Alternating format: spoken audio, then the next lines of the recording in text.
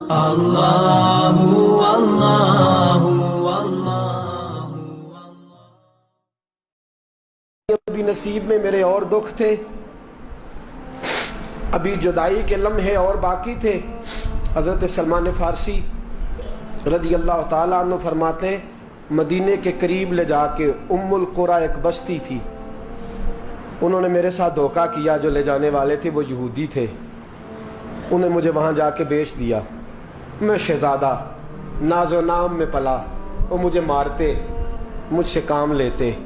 کہتے میں وہاں کئی سال رہا اور کہتا یا اللہ میں مار کھانے کو تیار ہوں، پر مدینہ تو آ جائے نا، حضور کا شہر تو نصیب ہو جائے نا۔ حضرت جناب سلمان فارسی کہتے ہیں اس یہودی کا چچا بیٹا، اس کا چچا زاد بھائی، اس کا کزن بنو قریظہ یہودیوں کے محلے سے آیا، مجھے اس نے کام کاج کرتے دیکھا، کھیتی باڑی کرتے دیکھا، تو کہنے لگا توجہ ہے آپ کی، جاگ رہے ہیں آپ لوگ، میری بات کی سمجھ آ رہی ہے؟ کہتے ہیں کہنے لگا غلام بیچو گے؟ مجھے دے دو۔ کہتے ہیں اس نے کہا تو 4 دینار نفع دے، تو لے لے۔ کہتے ہیں اس نے 4 دینار نفع لیا اور مجھے باندھ لیا اونٹ کی پشت پہ، ہاتھ میرے باندھ لیے، پیر باندھ لیے، میں رونے لگا، میں تڑپنے لگا۔ کہتے ہیں اچانک بنو قریظہ مدینے کا ایک محلہ تھا، یہاں یہودی رہتے تھے، کہتے ہیں وہاں کا وہ رہنے والا شخص اچانک میری آنکھ کھلی تو ٹھنڈی ٹھنڈی ہوائیں، اچانک میں نے آنکھیں کھولی تو کھجوروں کے لمبے چوڑے درخت، فرمایا میں نے دیکھا تو پہاڑیاں بھی معطر معطر سی، فضائیں بھی کرم کرم والی، عطا ہی عطا۔ کہتے ہیں 2 آنسو گرے اور میں ہنس پڑا، آنکھوں میں آنسو، لبوں پہ مسکراہٹ۔ حضرت سلمان فارسی رضی اللہ تعالیٰ عنہ کہتے ہیں وہ کہنے لگا تجھے کیا ہوا؟ سارے رستے تو بت تھا، اب کیا ہوا؟ میں نے کہا میری تھکاوٹیں اتر گئی ہیں، میری ریاضتوں کا ثواب مل گیا ہے، میری عبادتوں کا اجر، فَلَهُمْ أَجْرُهُمْ عِنْدَ رَبِّهِمْ وَلَا خَوْفٌ عَلَيْهِمْ وَلَا هُمْ يَحْزَنُونَ، مجھے گوہر مراد مل گیا۔ کہتے ہیں اس نے مجھے وہاں رکھا، کام کاج کرانے لگا، وقت گزرتا گیا۔ ایک دن کھجوروں اوپر چڑھ کے میں کھجوریں توڑ رہا تھا، مست تھا، تھوڑی تھوڑی عربی میں نے سیکھ لی، ہلکی پھلکی باتیں سمجھنے لگا، جواب دینے لگا، فارسی نسل تھا۔ کہتے ہیں میں کھجوریں توڑ رہا تھا، میرے مالک کا بھائی دوڑا دوڑا آیا، توجہ ہے آپ کی، آیا آگے کہنے لگا بھائی پتہ ہے تجھے کیا ہوا ہے؟ پتہ؟ کہتا میں نے کوئی توجہ نہیں دی، یہ روز ایسی باتیں، پتہ ہے تازہ خبر کیا ہے؟ کیا ہوا؟ کہنے لگے وہ جس نے دعویٰ کیا تھا نا نبوت کا، وہ مدینے آ گیا ہے، وہ جنہوں نے دعویٰ کیا تھا نا نبوت کا وہ مدینے آ گئے ہیں۔ حضرت سلمان فارسی کہتے ہیں جو کھجوریں میں توڑ رہا تھا وہ میرے ہاتھ سے گر گئی، یوں لگا کہ جیسے کسی نے آ کے نا کسی نے آ کے کہا ہو کہ چل تجھے حضور نے بلایا ہے۔ فرماتے میرے ہاتھ کانپنے لگے۔ وہ کہنے لگا کدھر ہے وہ؟ کہنے لگا وہ وادی قباء ہے نا، آج بھی جا کے کوئی دیکھے قباء کا ماحول، آج بھی جا کے کوئی دیکھے قباء کا ماحول، طلع البدر علینا کی صدا آتی ہے، طلع البدر علینا کی صدا، کہ ہم ہیں بچیاں نجار کے، وہ ننھی بچیاں جو بیٹھ کر وہاں دف بجاتی تھی، رسول پاک کی جانب اشارے کر کے گاتی تھی کہ ہم ہیں بچیاں نجار کے عالی گھرانے کی، خوشی ہے آمنہ کے لال کے تشریف لانے کی، ہم ہیں بچیاں نجار کے عالی گھرانے کی، خوشی ہے آمنہ کے لال کے تشریف لانے کی۔ حضرت سلمان فارسی کہتے کبابٹ، کہتے میں جھٹ سے چھلانگ لگا کے اترا، پہلے میں آیا کرتا تھا پکڑ پکڑ کے، چھلانگ لگائی زمین پہ، اور میں نے اپنے مالک سے کہا یہ کیا کہہ رہا ہے؟ کہتے اس نے تھپڑ مارا، چل اپنا کام کر۔ کہتے پہلے وہ مارتا تھا تو دکھ ہوتا تھا، آج پتہ ہی نہیں چلا، آج پتہ ہی نہیں چلا۔ ہمارے جہاز میں ایک بابا جی بیٹھے تھے، جہاز میں بزرگ بیٹھے تھے، ان سے کسی نے کہا تھک تو نہیں گئے؟ کہنے لگے میری 11ویں حاضری ہے، تھک بڑا گیا ہوں، پر جب گنبد پہ نظر پڑتی ہے تھکاوٹیں اتر جاتی ہیں، کوئی تھکاوٹ نہیں رہتی۔ حضرت سلمان فارسی کہتے ہیں اس نے مارا کوئی پتہ نہیں چلا۔ میں इंतजार करने लगा कि जरा दिन जल्दी नहीं डल जाता, शाम जल्दी हो। कहते शाम हुई, छुट्टी मिली, खजूरें पल्लू में बांध ली और कुबा की जानब खरामा खरामा खरामा खरामा झुकी हुई नजरें, कांपते हुए मेरे लब। और मैं जब पहुंचा, कहते हैं खजूर के दरख्त के नीचे हुजूर बैठे हैं, बाईं जानब चिराग जल रहा है और दाई जानब सैयदना सिद्दीक़ अकबर बैठे हैं। फरमाते मैं पहुंचा, पहली नजर हुजूर के चेहरे पे, झुकी हुई नजरें, नूर से ज्यादा रोशनी यहां से छीन रही है। फरमाते लगता है चांद भी शर्मा शर्मा के पीछे हट रहा है। सादा सा लिबास, खुशबुओं ने आगे बढ़ के इस्तकबाल किया। फरमाते हैं यूं नजर पड़ी तो यूं लगा जैसे ये तो मुझे सदियों से जानते हैं, सदियों से कुन फयकून अजे कल दी गल है, असां पहलों प्रीत रलाई। फरमाया लगा ये पहले से जानते। फरमाते हुजूर ने मुस्कुरा के फरमाया आइए आइए, इतने जुमले। फरमाते मैं बैठ गया, खजूरें निकाल के दी और मैंने कहा हुजूर सदके की हैं। फरमाते हैं चूंकि निशानियां बताई थी ना, दो निशानियां ये थी कि सदका नहीं खाएंगे, दूसरी निशानी तोहफा ले लेंगे, तीसरी निशानी के कमर के पीछे मोहर नबुव्वत होगी। हजरत सलमान फारसी रदी अल्लाह ताला अन्हु फरमाते हैं नबी करीम सल्लल्लाहु अलैहि वसल्लम के सामने आया, खजूरें पेश की, का हुजूर सदके की हैं। हुजूर ने मेरी तरफ देखा तो मुस्कुराए और बड़ा खुल के मुस्कुराए। फरमाया अबू बकर लोगों में बांट दो। फरमाते चेहरा मेरी तरफ है, बातें अबू बकर से हो रही हैं। समझाया तो मुझे जा रहा है ना, कहा अबू बकर लोगों में, तुम्हें पता भी है मैं सदका नहीं लेता। कहते हैं एक निशानी पूरी हो गई, दूध का प्याला आया, एक घूंट मुस्तफा ने लगाया, बाकी सारा ही मुझे अता फरमा दिया। फरमाते मौजें लग गई, मेरी मौजें लग गई। सारी रात तो नींद नहीं आई लज्जत में, और अगला सारा दिन नींद नहीं आई शाम के इंतजार में। कहते हैं फिर शाम हुई, फिर पल्लू में खजूरें बांधी, फिर खरामा खरामा चल पड़ा। फरमाते सारे मिल मिल के जा चुके हैं, पता नहीं हुजूर किसका इंतजार कर रहे हैं। सारे जा चुके, शाम हो गई। मैं पहुंचा, बैठा सामने, मेरे मुस्तफा ने देखा, फरमाया आइए। मैंने खजूरें खोली, निकाली, मैंने कहा हुजूर तोहफा है। फरमाते हैं हुजूर खोल के मुस्कुराए, गोया हुजूर मेरी सवाल का जवाब दे रहे हो कि मुझे पता है तू क्या कर रहा है। खोल के मुस्कुराए, खजूर निकाली, खाई, दूसरी भी खाई, तीसरी भी खाई। फरमाते मुझे याद नहीं 10 खाई कि 11 खाई। मेरा लाया तोहफा हुजूर ने इस्तेमाल फरमाया। फरमाते मेरा जी ना करे आने को, दिल ना करे, लेकिन मजबूरी थी, गुलाम था, लौट आया वापस। अगले दिन हुजूर आ गए जहां आज मस्जिद नबवी है, जहां आज मस्जिद नबवी है, जन्नतुल बकी जहां कब्रिस्तान है, वहां हुजूर बैठे। फरमाते हैं मैं शाम को चला तो दिल में ख्याल आया मोहर नबुव्वत कैसे देखूंगा।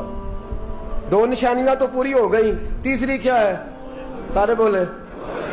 फरमाते हैं वो है 2 कंधों के दरमियान, कैसे जुर्रत करूंगा कि हुजूर दिखाएं, कैसे कहूंगा कि सोनिया मोर देखनी है। कहते हैं फिर दुआएं करने लगा दिल ही दिल में, या अल्लाह हवा चला दे, दिल ही दिल में ना हवा चला दे मौला, और हुजूर की कमीज मुबारक कट जाए, मैं मोर देख लूं।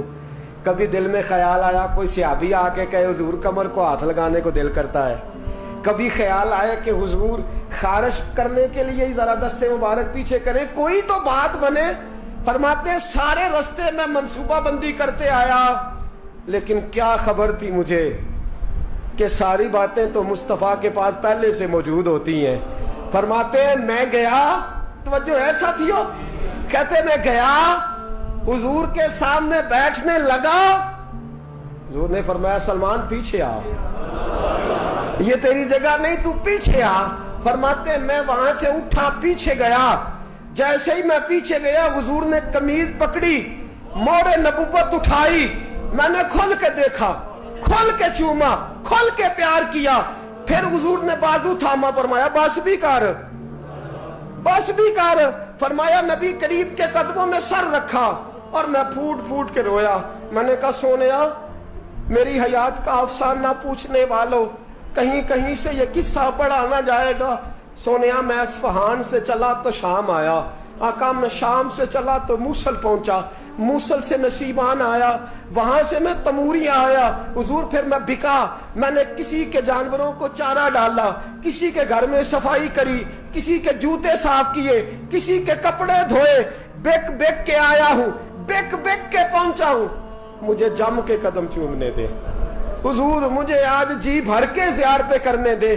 فرماتے ہیں حضور نے اٹھایا اور جب میرے رسول نے میرا ماتھا چوما، حضور نے جب میری پیشانی پہ بوسہ دیا تو فرماتے ہیں پھر میں نے پڑھا کلمہ لا الہ الا اللہ محمد رسول اللہ صلی اللہ، فرماتے ہیں پھر میں جانوں اور حضور۔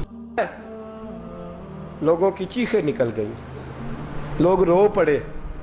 ایک بزرگ اٹھے، کہنے لگے عمر، جب سے سلمان آیا ہے یتیم بچیوں نے کہنا شروع کر دیا ہے کوئی ہمیں یتیم نہ کہے، جب سے سلمان آیا ہے بھوکوں نے کہنا شروع کر دیا ہے کوئی ہمیں بھوکا نہ کہے، جب سے سلمان آیا ہے بے آسرا لوگوں نے کہنا شروع کر دیا ہے اب ہمارے پاس بہت بڑا آسرا ہے، جب سے سلمان آیا ہے بے گھروں کو گھر مل گئے ہیں۔ کہا وہ لاچار بیمار جن کے قریب کوئی نہیں جاتا تھا سلمان انہیں پاس بٹھا لیتا ہے، خدا را ہمارا گورنر نہ بدلیے گا۔ حضرت سلمان فارسی کھڑے ہو گئے، کہنے لگے میں بوڑھا ہو گیا ہوں، اب میرے اندر طاقتیں نہیں رہیں، خدا را کبھی ایسا ہوا ہے کوئی حکمران جائے تو لوگ روئیں؟ رو رو کے لوگوں نے کہا خدا را ہمارا گورنر نہ بدلا جائے۔ حضرت عثمان نے کہا مجھے معاف کر دو، میں ایسے آدمی کا نام پیش کرتا ہوں جو مجھ سے بھی بہتر ہے۔ کون؟ کہا میں حضرت سعد بن ابی وقاص کا نام گورنر کے لیے پیش کرتا ہوں۔ حضرت اب وہ لوگ پتہ کیا کہنے لگے مدائن کے، کہنے لگے جی بالکل ٹھیک ہے، ہمیں وہ گورنر منظور ہے پر ہماری ایک شرط ہے، ہم ان کی گورنری تب قبول کریں گے جب آپ مستقل رہائش مدائن میں رکھیں گے، ہم آپ کو یہاں رہنے نہیں دیں گے، آپ کو وہیں رہنا پڑے گا۔ اتنی محبتیں، اتنا پیار۔ حضرت سلمان نے کہا نہیں، میں تو آخری وقت مصطفیٰ کے مدینے میں گزاروں گا، میں تو حضور کے شہر مقدس میں اپنا وقت گزاروں گا، میں نہیں جاؤں گا۔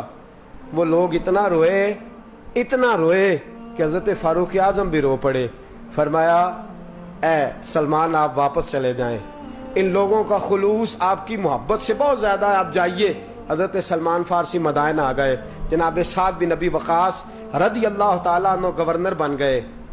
3 لوگوں کے ساتھ ہمیشہ تھا، حضرت ابو درداء تو وصال کر گئے، 3 لوگوں سے یارانہ رہا، ایک حضرت عبداللہ بن سلام سے، ایک حضرت سعد بن ابی وقاص سے چونکہ وہ پاس تھے، اور تیسرا اکثر ٹائم نکال کے مدینے جاتے تھے۔